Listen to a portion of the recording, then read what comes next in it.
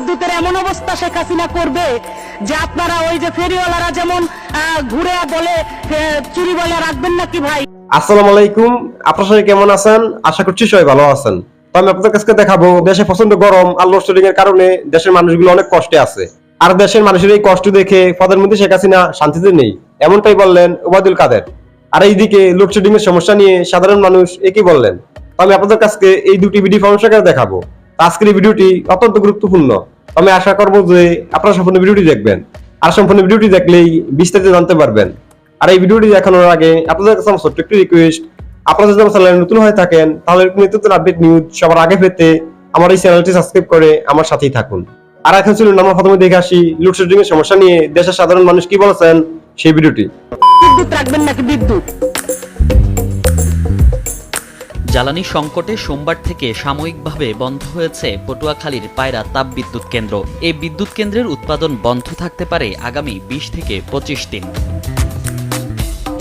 এদিকে বিদ্যুৎ কেন্দ্রের উৎপাদন কমে যাওয়ায় রাজধানী সহ সারা দেশে দেখা দিয়েছে চরম লোডশেডিং। জ্যৈষ্ঠের চোখ রাঙানির পাশাপাশি লাগামহীন লোডশেডিংয়ে অতিষ্ঠ জনজীবন। এ নিয়ে সামাজিক যোগাযোগ মাধ্যমেও বইছে আলোচনা সমালোচনার ঝড়। এ দৌড়ে পিছিয়ে নেই দেশের প্রধান দুই রাজনৈতিক দল আওয়ামী লীগ বিএনপিও। দল দুটি মেতে উঠেছে ডিজিটাল যুদ্ধে। একদল অন্য দলকে খোঁচা দিয়ে করছেন একের পর এক পোস্ট।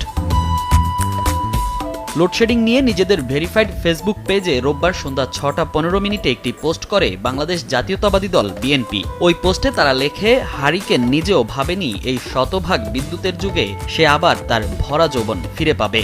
একদিনে পোস্টটি শেয়ার হয়েছে কয়েক হাজার এবং পোস্টটিতে মন্তব্য প্রকাশ করেছে 1000-এর বেশি নেটিজেন। সেখানে যেমন ছিল পক্ষের মন্তব্য, তেমন ছিল পোস্টটির বিপরীত মন্তব্য।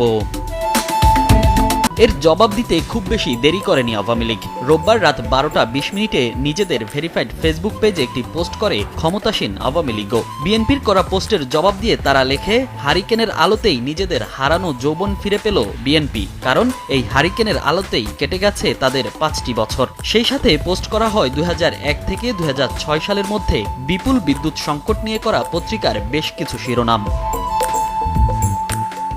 লোডশেডিং নিয়ে সরকারের সমালোচনা করে সোমবার বিএনপির অফিসিয়াল পেজে মোমবাতির ছবি ব্যবহার করে আরও একটি পোস্ট করা হয়েছে। মোমবাতির ছবি দিয়ে পোস্ট করা ছবির শিরোনামে লেখা হয়েছে, হাসিনা সরকারের উন্নতি সন্ধ্যার পর মোমবাতি। এই পোস্টের জবাবও দিয়েছে আওয়ামী লীগ। খাম্বা যুগের মোমবাতি স্মৃতিতে কাতর বিএনপি শিরোনামে একটি পোস্ট করেছে বিকেলে। পোস্টটিতে আরও লেখা হয়, এসি চালিয়ে মোমবাতি জ্বালিয়ে চলছে তাদের গুজব সেল, এবং ছবিতে যুক্ত করা হয় বিএনপি সরকারের আমলে বিদ্যুতের অভাবে মোমবাতি ব্যবহারের নানা সংবাদের শিরোনাম। এভাবেই চলছে প্রধান দুই রাজনৈতিক দলের বিদ্যুৎ নিয়ে ডিজিটাল যুদ্ধ। বিদ্যুতের এমন অবস্থা শেখ হাসিনা করবে যে আপনারা ওই যে ফেরিওয়ালারা যেমন ঘুরে বলে চুরি বলে রাখবেন নাকি ভাই, এরকম বিদ্যুতের অবস্থা আমাদের হবে। আমাদের ঘুরতে হবে যে বিদ্যুৎ রাখবেন নাকি বিদ্যুৎ। এদিকে এ নিয়ে আওয়ামী লীগের সংসদ সদস্য শিল্পী মমতাজ বেগমের সংসদে দেয়া একটি পুরনো বক্তব্য নিয়েও ট্রল করতে ছাড়েনি বিএনপি সমর্থকরা। তবে এমন সাময়িক বিদ্যুৎ বিপর্যয়ে বিএনপির এসব ট্রলকে নেতিবাচক ভাবে দেখছেন নেটিজেনরা।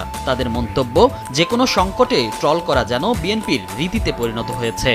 আমি আশা করছি যে আপনারা সম্পূর্ণ ভিডিওটি দেখেছেন আর দেশের সাধারণ মানুষ কি বলেছেন সেটা বুঝতে পেরেছেন। আর আপনাদের যদি এই বিষয়ে কোনো মতামত থাকে আমাকে অবশ্যই কমেন্টে জানাবেন। আর এখন চলুন আমরা দেখে আসি ওবায়দুল কাদের স্যার কেন বলেছেন দেশের জনগণের কষ্ট দেখে প্রধানমন্ত্রী শান্তিতে নেই সেই ভিডিওটি। 24 ঘন্টার 3 ঘন্টা ঘুমা, বাকি 21 ঘন্টা তিনি ঘুমান না, রাত জেগে কাজ করেন। মিথ্যাচার আজকে বিএনপির একমাত্র সম্বল। মিথ্যাচার তাদের একমাত্র সম্বল।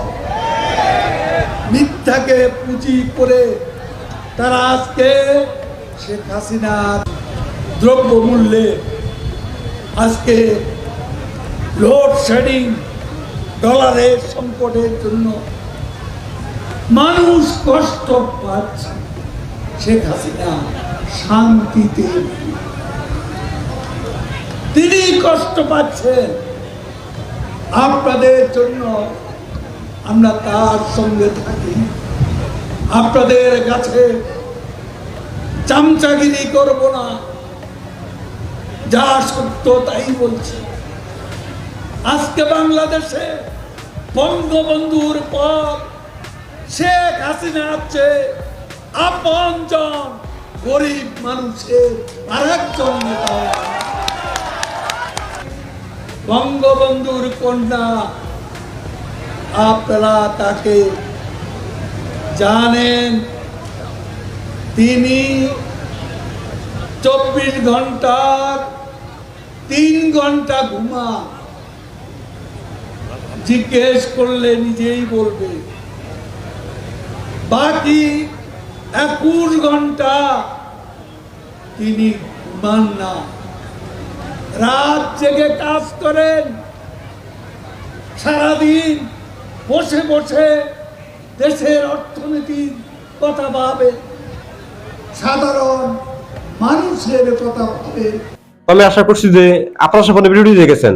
আপনাদের যদি বেশি কোনো মতামত থাকে আমাকে অবশ্যই কমেন্টে জানাবেন। আর আপনারা যদি আমার চ্যানেলে নতুন হয়ে থাকেন তাহলে আমার এই চ্যানেলটি সাবস্ক্রাইব করে আমার সাথেই থাকুন। তো দেখা হচ্ছে পরবর্তী কোনো একটি ভিডিওতে। সে পর্যন্ত সবাই ভালো থাকবেন, সুস্থ থাকবেন। আল্লাহ হাফেজ।